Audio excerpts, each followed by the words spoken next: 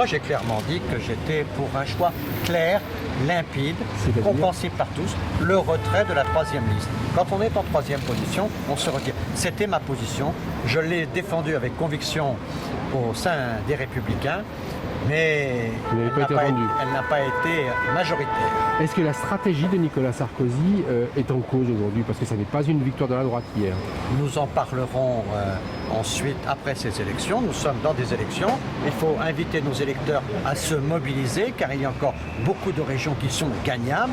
On doit battre le Front National. Il faut prendre conscience que le pays est à la dérive et que c'est à nous, avec les électeurs, de choisir le cap républicain pour faire en sorte que notre République ne laisse pas le Front National s'enraciner. Moi, j'ai toujours été quelqu'un qui était enraciné au centre, et donc je vois qu'il y a entre les gens du centre une grande convergence. Mais alors, il y a plusieurs centres.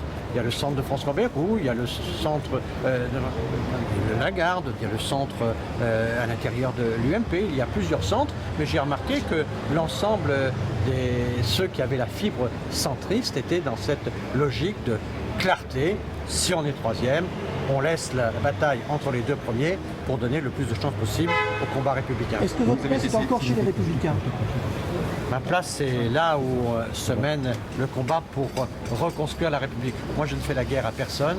Je suis au contraire pour dénoncer toutes les formes de brutalité, tous les producteurs de haine. Je crois qu'il faut produire aujourd'hui de l'apaisement, mais de l'apaisement pour donner des solutions aux Français.